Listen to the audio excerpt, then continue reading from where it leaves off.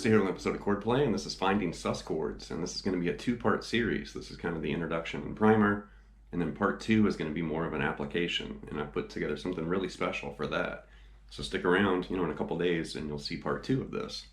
But sus chords are very, very popular in all forms of music, and aside from major and minor chords, and triads, sus chords really do appear everywhere. Classical, pop, rock, metal, jazz, funk, country, folk, acoustic guitar, electric guitar.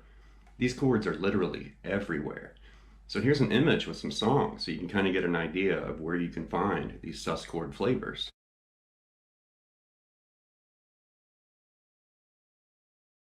Sus is short for suspended, so it doesn't have anything to do with suspense or suspenseful sounds. It has to do with suspensions, which is from music theory. And, kind of the classical definition, I guess, of a suspension is when you have one note from a chord that carries over to another in a chord progression. That's kind of the textbook, explanation.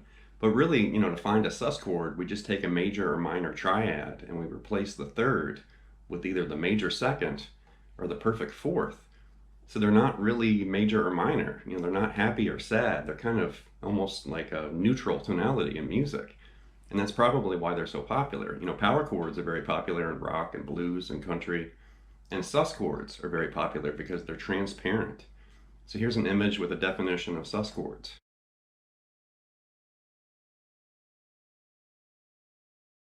We're going to dive into some of the basics, and then as this lesson unfolds, it's going to become more and more difficult, which is kind of typical for my content on this channel. I almost always start easy, and then I start moving towards something more difficult. But let's just start with the basic, open position chords first. So there's D major, right? And the three notes there that make up D major, we've got D, F sharp, and A. And F sharp is the third, which that's right there on the high E string. So if we replace that F sharp with an E, right, that's the second. So that, transforms this chord to D major and transforms it to D sus2. And if we do the same thing and replace that F sharp with a G right here, that's the fourth in the key of D. And that's going to transform that to a D sus4. And then you can kind of mix and match those chords.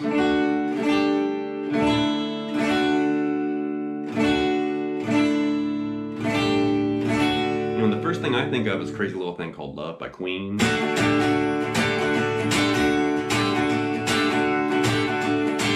Maybe Stairway to Heaven.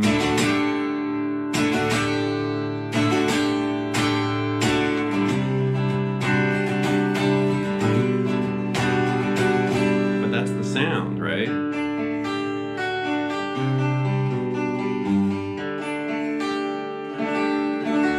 So here's a couple images just to help you understand, D sus2 and D sus4.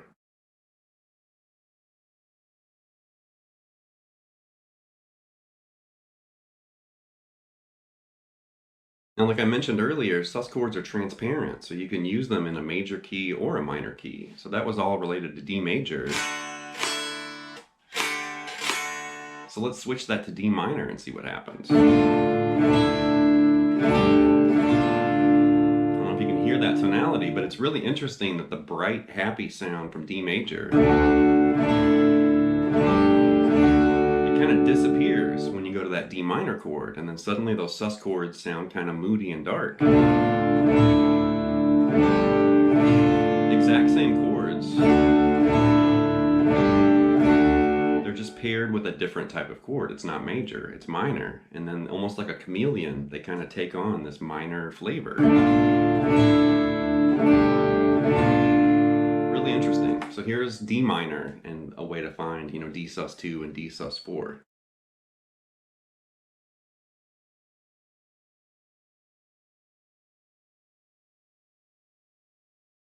To make things a little bit easier to see, let's get away from open position and these basic chord shapes. Let's just line things up right here where we can actually see, what we're moving and changing. So instead of playing D major here, let's move it up here. And there you've got D, D, F sharp, and A. But if we basically get rid of this F sharp and move back to that E note, you can actually see, what we're changing right there physically. And there's D sus2. And then if you take that F sharp and move it up to G, then it becomes D sus4. And I like this arrangement where you can really get a bird's eye view of what we're doing there. Which is a little bit easier to see than this. And I guess that open string kind of blurs, the actual movement and what you're doing there.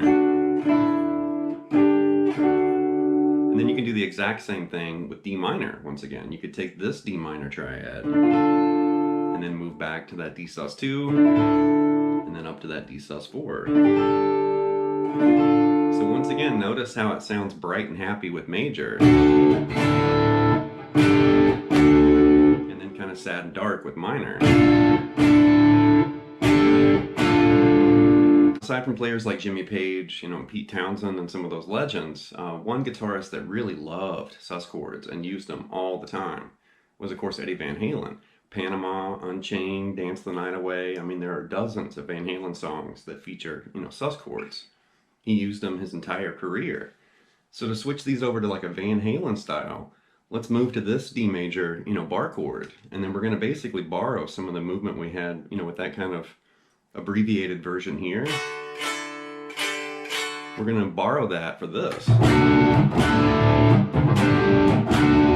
And there's Eddie's favorite, sus chords.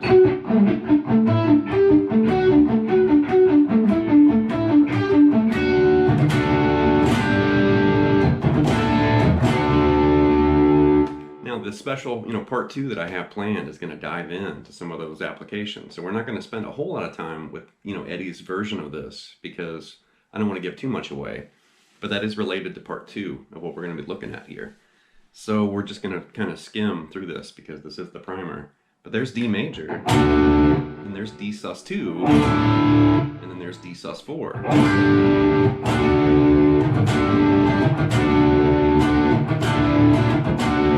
Really interesting chords, and the same thing with D minor.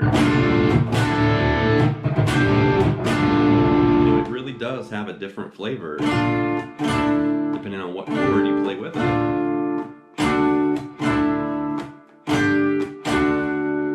So far we really just locked into the key of D major and D minor and then explored the sus chords from there. So you definitely want to flesh this out to other keys. And then when you do that, you'll start seeing these other ways of grabbing, some of these chords. So let's do something like this. Like here's D sus2. And then if we take that root note D and move it over to A right there, then conveniently this is going to change to an A sus4. And you could literally just use the open A string if you wanted to.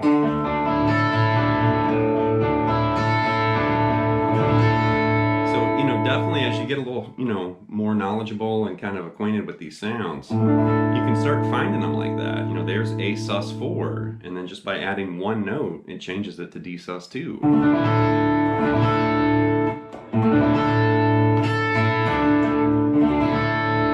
And then check this out, we can move down here, and this is going to function basically as a B sus4. Right? And that sus4 is the E, that high E string that's open. So there's B sus4, and then if we add that low E string open, it changes it to an E sus2. Like that. And now the sus2 is this F sharp right there.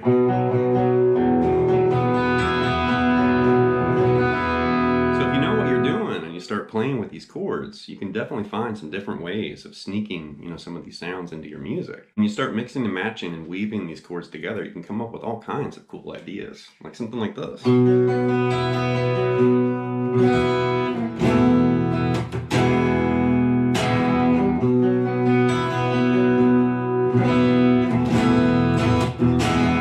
And there I'm literally just taking this B sus4 that we were playing with, kind of picking through it, and then I moved to Pete Townsend's favorite sus4, that E sus4 to E major. And we actually saw that in the Pete Townsend Chordplay, recently. But that's another, way you can kind of, get used and comfortable with these chords. Start learning some songs and notice what Van Halen and Jimmy Page and Pete Townsend and all these different players, did with these chords and borrow those ideas, take notes and, okay, I'm going to use this. And, and as you start combining and mixing some of these ideas around and being creative, you'll write a song. I almost guarantee you'll write something.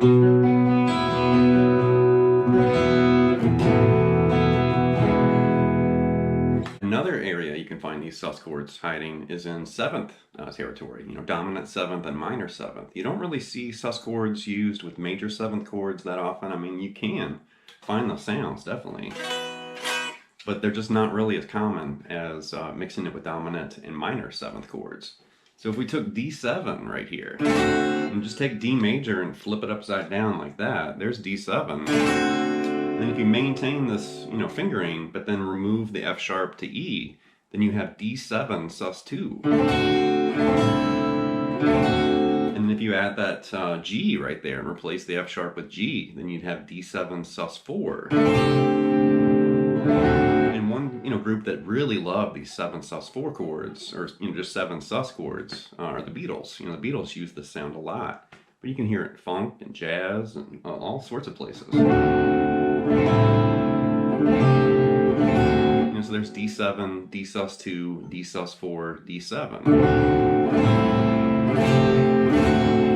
And then you can change that to D minor 7 just by lowering that F sharp to F.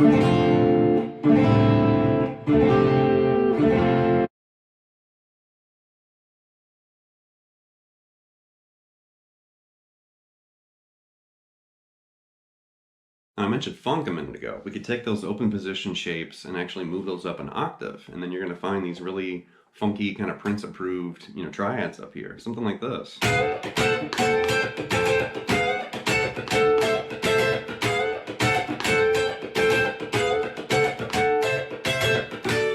And right there, I'm literally just taking this, D7, and relocating it way up there. And then there's the D7 shape. I wasn't really worried about the root, like that, the D note there. I really just played the triad way up there. There's D7, and then D7 sus 4, and then back to D7 to D7 sus 2. So definitely as you start to kind of flesh these ideas out and these chords out, think outside the box, move your hand around and relocate and explore and experiment, because you never know, you might unlock some really cool way of playing with these chords. And speaking of thinking outside the box, let's explore, some of that realm. So instead of just playing a full, major chord and then a full, sus 2 or sus 4, let's scale it down. Let's just grab the root, and then we're also going to grab the third, and then we're going to toy with the second and the fourth. And let's just do it like this. The open D, there's an F sharp right there on the 11th fret. So there's your major third. Move back to that E note, there's sus 2 implied. And then go up to that G, and there's your sus 4 implied. And just think of, where you are right there. There's, D major. So the sus 2 is hiding there, and then you raise this, F sharp up to G, and there's your, sus 4 chord. But we're not worried about playing this giant bar chord. We're just scaling it down to just the bare essentials. Root third, and then root major second, and then root and perfect fourth, like this.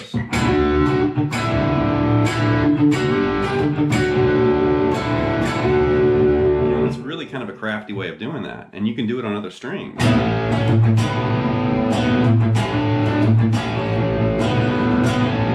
So anytime you see a guitarist, playing around with that idea, or those types of ideas, that's probably what they're flirting with, some of those sus sounds, and you can extend that down all over the place. We've seen those kind of droned, chord ideas on this channel a lot.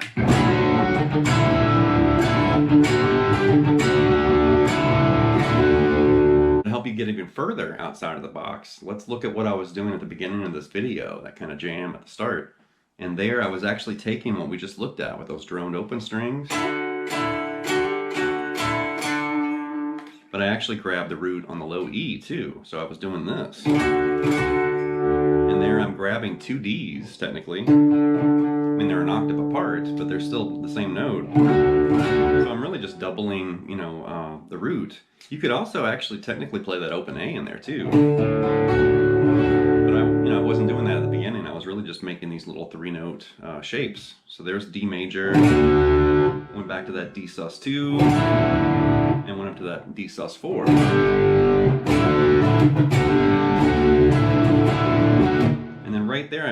a whole step. So that's basically like C major, and then you're also playing with the sus2 of C, but then you also have that D in there, and that's technically what the sus2 and C is. So it's the same note. So you're kind of playing with, you know, D major, D sus2, and D sus4. I move down a whole step, and then you're playing with C major and C sus2, technically. And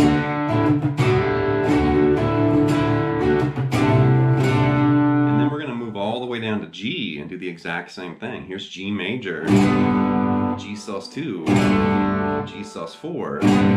And then you probably saw me move to B flat right here. And right there, I'm literally grabbing, that's literally, B flat, and then D right here, the open D string, and D on the 7th fret there on the G. Now in the key of B flat, D is actually the 3rd. So these aren't sus chords, but that is the sus2. And then when we reach up to this E note there, that's literally the sharp 4 or sharp 11. So we've modified and twisted these seconds and fourths, and there we're grabbing the 2nd and the raised 4th. So think Lydian for that one.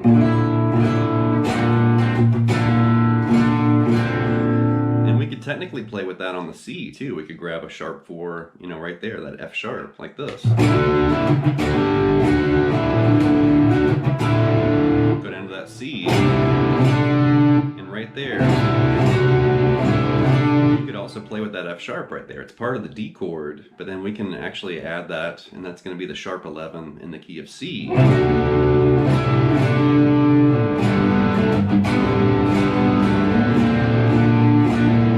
Basically a mirror of what we had in B flat, but it's in C right there.